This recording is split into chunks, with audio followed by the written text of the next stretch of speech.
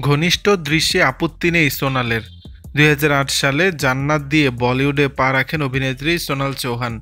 ইমরান হাশমির সঙ্গে সোনালের সিনেমাটি বক্স অফিসে সুপারহিট হয়। সেই ছবিতে ৩০টি চুম্বনের দৃশ্য ছিল, যা আজও আলোচনার কেন্দ্রে রয়েছে দর্শকের। ইমরান হাশমির সঙ্গে ঘনিষ্ঠ দৃশ্যে অভিনয় করে দারুণ জনপ্রিয়তা অর্জন করেছিলেন অভিনেত্রী।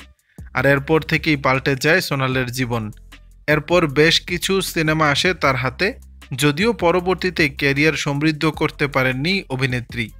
তবে আবেদনময়ী নায়িকা হিসেবে ক্যারিয়ারের শুরুর দিকে বেশ নজরে ছিল সোনাল। এমনকি ঘনিষ্ঠ দৃশ্যে অভিনয় করতে কোনো আপত্তি নেই বলেও জানিয়েছিলেন অভিনেত্রী। এর আগে এক সাক্ষাৎকারে সোনাল চৌহান জানিয়েছিলেন, অন্তরঙ্গ দৃশ্যে অভিনয় করতে তার কোনো আপত্তি নেই। আগামীতে ছবির চিত্রনাট্যের সঙ্গে মানানসই ঘনিষ্ঠ দৃশ্য থাকলে তবেই তিনি তা করবেন। তবে যদি ছবির প্রচার কিংবা অন্য কোনো কারণে তাকে ঘনিষ্ঠ দৃশ্যে অভিনয় করতে বলা হয়, তবে তা নাকচ করে দেবেন বলেও জানিয়েছিলেন সোনাল।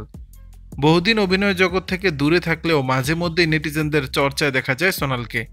কখনো তার সাহসী ছবি, আবার কখনো তার অভিনীত কোনো ছবির দৃশ্য ছড়িয়ে পড়ে সোশ্যাল মিডিয়ায়। তাই অভিনয় জগৎ থেকে দূরে থাকলেও প্রায়ই আলোচনায় থাকেন সোনাল। অভিনেত্রীকে সর্বশেষ দেখা গেছে শাকিব খানের সঙ্গে দরদ সিনেমায়। বাংলাদেশ ও ভারতে মুক্তি পায় সিনেমাটি। দর্শক, বিষয়টি নিয়ে আপনাদের মতামত জানাবেন নিচের কমেন্ট বক্সে।